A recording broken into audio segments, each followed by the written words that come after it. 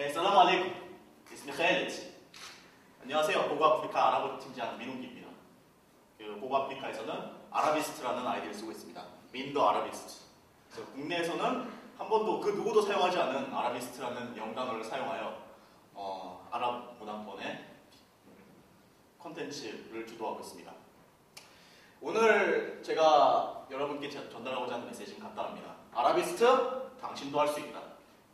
이 근사한 명칭도 여러분께 얼마든지 사용될 수 있습니다. 물론 제가 먼저 사용했으니 제가 계속 사용하겠습니다만 아라비스트의 이 본질적인 스킬 그리고 그 능력은 여러분들도 충분히 획득하실 수 있는 사항입니다. 최근에 한국무역협회에서 보면요, 2011년 3월 민주화 혁명 이후에 중동에 2000년대 이후 중동 지역 수출이 매년 20%씩 증가해왔다라고 얘기를 하고 있습니다. 그리고 이게 전체 수출에서 차지하는 비중은 생각보다 큽니다. 6% 이상이에요. 그러니까 우리나라 전체 수출에서 세계로 모두 나가는 우리나라 제품의 6%는 중동 지역에 가고 있습니다. 또 다른 통계를 보면요, 매일경제 2011년 3월 8일자를 보면은 이런 어떤 중동 지역에 대한 증가하는 관심을 반영해 시리아의 유학생 수가 지난 2000년대 초반에 10대명에서 현재 41명으로 늘었고요. 그 중에 27%, 즉 11명은 아랍어와 아무 전공도 아무 상관도 없는 비전공자분들이라고 말을 하고 있습니다. 그리고 저도 마찬가지입니다. 즉 예전에 아랍어는 또는 중동은 전공을 해야 또는 특별히 자기가 회사에 취직을 해서 주재원으로 파견을 가야 내지 현지 게스트하우스를 하든가 이런 특별한 방식으로만 가는 게 아랍권으로 인식이 됐다면은 지금은 당신도 할 수 있습니다. 누구나. 그래서 일단 제 소개 먼저 드리면요, 저는 아까 말씀드렸다시피 고고아프리카 아랍어 팀장 민웅기고요. 아라비스트 아이디를 쓰고 있고요. 제가 84년생입니다. 그런데 그 대부분은 즉 그 중에 한 26년은 중동 지역하고는 아무 상관도 없는 삶을 살아왔습니다. 정말로 간 적도 없고 가족 중에 간 적도 없고 할아버지도 간 적도 없고 아무도 없습니다. 민씨 가문에서 제가 중동 쪽에 가는 거는 아마 제가 최초일 것 같아요. 즉 아무 어떤 배경도 없이 무작정 와서 지금 아라비스트라는 어떤 아이디를 달고 활동을 하고 있는 거고요. 그래서 제가 여기서 말씀드리고자 하는 거는 중동의 민주화 혁명의 미래, 빈라딘 죽음 이후의 중동 정세 이런 걸 하려는 게 아닙니다. 저는 저 자신도 중동에 대해 앞으로 계속 공부할 학생으로서 그리고 고고아프리카에서 컨텐츠를 계속 구축해 나가는 지역 전문가 지망생으로 여러분들과 저의 경험을 공유를 하고 그리고 어떻게 하면은 제가 이렇게 지금까지 아라비스트라는 아이디로 활동해요 이런 것들 여러분들도 이룰 수 있나 이런 거에 대한 아이디어를 공유하고자 여기 나왔습니다. 사실 이 아라비스트가 뭐냐 먼저 굉장히 좀 궁금하게 생각하실 텐데 아라비스트란 위키피디아 아랍어와 아랍 문화를 연구하는 비아랍인입니다. 간단하죠. 아랍인이 아닌데 아랍 문화에 대해 관심을 갖고 아랍어를 연구한 사람입니다. 그리고 제가 정의하는 한국의 아라비스트를 하면은 그거는 바로 한 아랍 관계에서 자기가 일익을 담당을 하고 아랍어와 아랍 문화에 대한 지식으로서 한 중동 내지 한 아랍 관계의 일익을 담당을 하고요. 또한 블루오션 개척을 통해서 자기의 커리어를 일궈나가는 그런 게 진정한 아라비스트라고 생각을 합니다. 그럼 이런 아라비스트가 되려면은 어떤 걸 갖춰야 되느냐? 사실 언어를 배워야 되나요?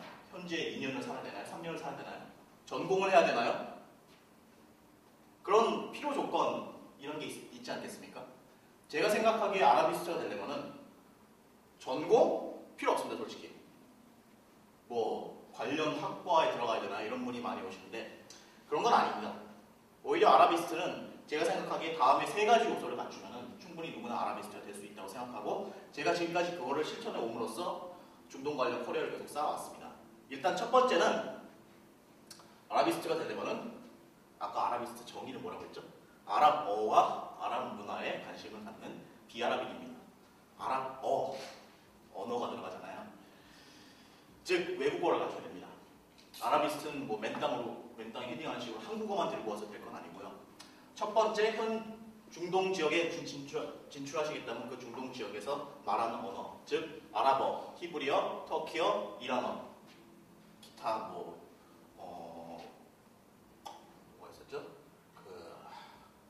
아프가니스탄에서 말하는 다른 언어도 있는데 파슈토어 맞다. 구사할 수 있는 언어가 있으셔야겠죠. 현지 언어 중에. 그래서 여기서 아라비스트니까 아랍어. 그리고 두 번째 영어입니다. 그래서 보통 이제 말씀하실 때 영어만 해도 되지 않나요? 많이 물어보시거든요. 그렇진 않아요. 왜냐하면 아랍어를 하는 순간 현지에 계신 분들과 굉장히 정서적인 거리가 확 줄어듭니다. 거의 무슨 축지법에서 다가가는 정도로 정말 이렇게 확 줄어들어요. 제가 이건 비즈니스 통역이라든지 아니면 기타 거기서 인턴 기자도 했고 여러 가지 활동을 했지만 공통적으로 느끼는 사항은 아랍어를 반드시 해야 되고 거기다가 영어도 해야 됩니다. 그러니까 두 가지는 비록 유창하거나 완벽하지 못하더라도 두 가지 반드시 갖추셔야 된다고 생각을 해요. 그래서 그게 외국어 측면입니다. 그다음 두 번째는 컨텐츠예요. 아무리 말만 잘하고 통역 잘하고 번역 잘한다고 하더라도 자기가 그 지역에 대해서 전문적인 지식이 없거나 자기가 만들어 놓은 컨텐츠가 없다면 결국엔 언어 기계에 따릅니다. 즉 자기가 그 지역에 대해서 사진, 영상, 내지 서적, 논문 이런 거를 확보를 해둬야지 진짜 전문가라고 할 수 있지 아랍어, 영어만 그래서 즉 외국어 스킬만 갖췄다고 해서 아라비스트가 되는 건 아닙니다. 그래서 보면요. 저 같은 경우에는 일단 가서 사진을 많이 찍었고요. 그리고 최근에는 얄라 아랍이라는 유튜브 채널을 노석조 씨와 함께 개설을 하여서 아랍어 강연 동영상 그리고 아랍어를 공부하는 사람들을 위한 동영상을 찍고 있습니다. 그래서 그런 영상 콘텐츠도 확보를 하고 있고요. 또 지금 발표하고 있는 고고아프리카에서 여기 고고아프리카 열어보시면 한 이쯤 나오는 제 안경쯤 나오는 카페북을 가보시면요. 제가 이집트 유학연수에 관해 지난 2008년 3월부터 축적해온 콘텐츠를 무료로 공개하고 있습니다. 전액 무료. 학교와 전공사가 없이 주신한 없이 누구나 클릭비만 볼 수 있습니다. 그런 콘텐츠들을 쌓아 나갔을 때 자기가 그런 콘텐츠를 통해서 지명도도 얻고 또 그런 콘텐츠를 만들어 나가면서 전문성을 확보를 하고 그런 일련의 과정, 즉 언어를 배경으로 콘텐츠를 쌓아나가는 과정이 곧 아라비스트가 되는 두 번째 과정이라고 할 수 있겠습니다. 그리고 최근에는 다행히도 이런 콘텐츠를 만들어 나가는데 굉장히 비용이 적게 듭니다. 제가 2008년 3월부터 이집트코리아닷컴이라는 웹사이트 운영을 해요. 거기에 들어간 비용이 얼마일까요? 물론 시간적 비용 빼고 돈 5년간 도메인 사서 75,000원 땡입니다. 웹사이트 공짜로 만들었고 사진, 영상 요즘 올리는데 뭐 누가 돈 받나요? 그리고 글 쓰는데 돈 안 됐죠. 즉 컨텐츠를 창조하는 데 드는 기술적 비용은 사실상 요즘 세대는 제로입니다. 거기 보면은 구글 캘린더, 페이스북, 트위터 그리고 위블리라는 웹사이트 제작 서비스, 블루웹 게시판 다 무료예요. 그걸로도 충분히 자기만의 컨텐츠를 만들 수 있습니다. 물론 고고아프리카에 쓴 카페북도 쓰는데 비용이 들진 않죠. 즉 이렇게 기술적 비용이 영에 수렴하는 시대에 자기의 컨텐츠를 만들고 그걸 전파할 수 있는 가능성은 언제보다 커졌습니다. 그러면 이걸 활용을 해서 자기가 지역 전문가가 된다면 그것 또한 아라비스트가 될 수 있는 두 번째 길이겠죠. 그리고 세 번째는 네트워킹입니다. 사실 요즘에 중동 민주화 혁명 내지 중동 민중시위가 벌어질 때 보면 꼭 SNS 얘기가 나와요. 페이스북, 트위터, 뭐 마이스페이스는 망해가니까 등등 SNS가 중동 민주화 혁명에 불씨를 지폈다 이런 얘기가 많이 나오고 있습니다. 물론 그것이 과장됐느냐 안 되느냐 여부를 떠나서 분명한 거는 SNS가 중동에도 많이 퍼져 있고 또한 우리나라에도 많이 퍼져 있다는 거죠. 그럼 거기에 기회가 있다는 겁니다. 즉 네트워크 빌딩, 온라인에서 중동에 있는 그 엄청난 SNS 수요 그리고 SNS를 활용하는 사람들 우리나라에서 이미 IT 강국에 불리는 우리나라에서의 SNS 활용도 이걸 결합을 한다면 많은 일들이 가능하겠죠. 그래서 실제로 통계를 보면요. 2010년 5월 22일 즉 민주화 혁명 전에 나온 보고서만 봐도 메나 페이스북 다이제스트라는 보고서를 보면요. 페이스북 사용 인구 전 세계 사용 인구의 약 10%를 좀 몸붙이는 수준이 중동에 있다고 합니다. 정확히는 중동, Middle East and North Africa, MENA, 메나 지역에 10% 정도의 페이스북 인구가 집중이 되어 있다고 하고요. 실제로 이집트 같은 경우를 보면은 페이스북 즉 주요 페이스북 사용국가 20위 중에 하나로 랭킹이 되어 있습니다. 그리고 그 성장률은 즉 사용 인구의 성장률은 매년 100%가 넘습니다. 즉 이러한 네트워크를 연결을 할 수만 있다면은 그거를 자신의 역량으로서 활용할 수 있다면은 그 또한 아라비스트가 될 수 있는 길이겠죠. 그리고 제가 직접 이집트 코리아닷컴에서 통해서 경험을 해본 결과 제가 이지코리아닷컴 페이스북 그룹을 2010년 8월에 만들어서 지금까지 1년도 안 되는 시기에 한 8개월에서 10개월 동안 모은 라이크만 767명입니다. 별 컨텐츠를 올린 것도 아니에요. 그냥 간간히 한국에 있는 뉴스 기사 영어로 번역해서 올리고 아랍어로 번역해서 올리고 제 뭐 얄라 아라비 동영상 좀 몇 개 올려주고, 만약 여기다가 연예인 기사 이런 거 한다면 바로 7,000대로 올릴 수 있을 겁니다. 한류 덕분에. 즉 이런 소셜 네트워크를 활용을 해서 중동과 한국과를 연결할 수 있는 다리를 놓을 수 있다면 거기에 바로 자기의 지역 전문성을 느낄 수 있는 단서가 있겠죠. 그리고 또한 우리나라로만 시야를 돌려봐도 생각보다 중동에 관심 있는 분들이 굉장히 많습니다. 그러니까 아까 말씀드렸다시피 2000년대 이후 수출이 20%씩 증가를 해왔고, 또 최근에 이슬람 금융 그리고 수쿠크 등의 이슬람 금융을 활용한 채권 굉장히 사회 이슈가 됐었죠. 이번에 빌라덴 죽었고, 그리고 기타 중동 민주화 사태 이런저런 이유로 인해서 이미 중동에 대한 관심은 굉장히 높아져 있는 상태예요.